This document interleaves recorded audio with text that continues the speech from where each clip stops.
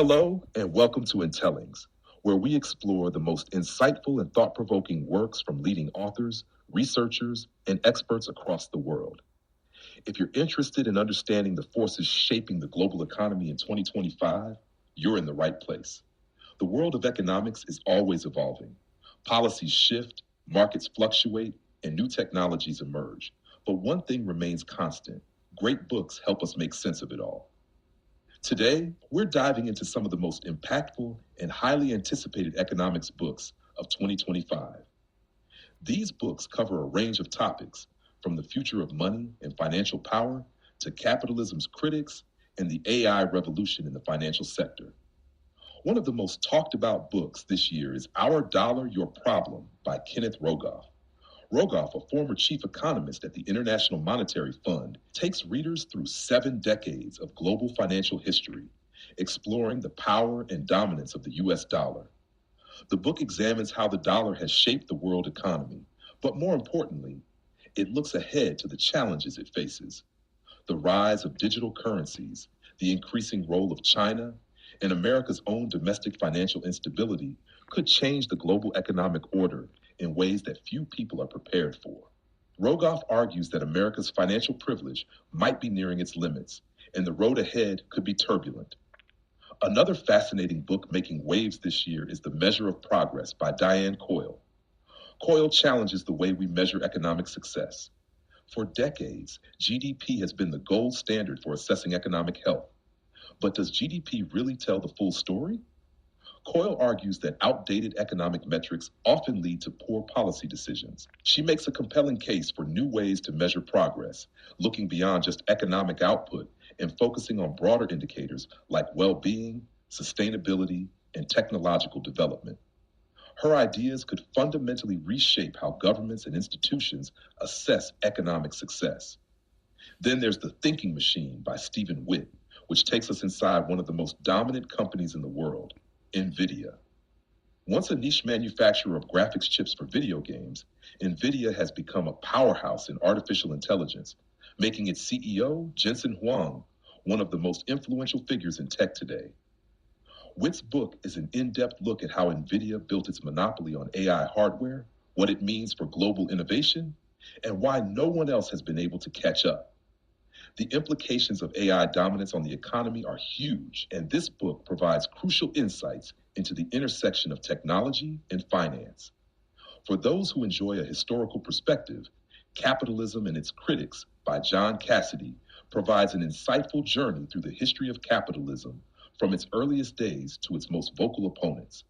From Adam Smith to Karl Marx, from the labor movements of the past to the anti-globalization protests of today, Cassidy examines how capitalism has constantly been challenged, reshaped, and redefined. He doesn't just present a history lesson, he raises the fundamental question: is capitalism still the best system for the modern world, or is it in need of serious reform? Christopher Marquise brings us The Profiteers, a book that scrutinizes how businesses privatize profit while pushing social and environmental costs onto the public. Marquise highlights the ways corporations exploit tax loopholes, offload environmental damage, and avoid accountability, all while maximizing their bottom line.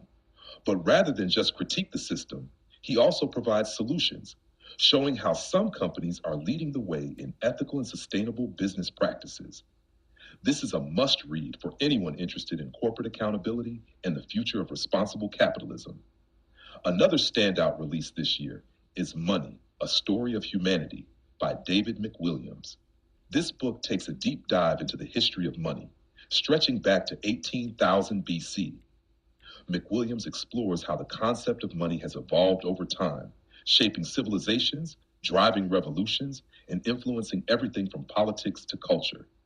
Unlike dry economic textbooks, this book is engaging, packed with stories and anecdotes that make the history of money come alive. China's economic rise has been one of the biggest stories of the past few decades, but Ian Williams' Vampire State asks an important question: can China sustain its momentum?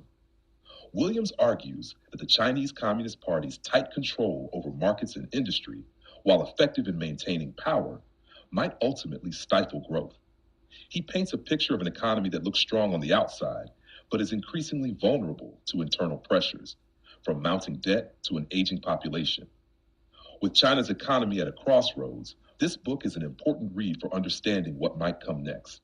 Technology and economics are colliding in new and unexpected ways, and Money GPT by James Rickards explores one of the most pressing issues of our time: AI in finance.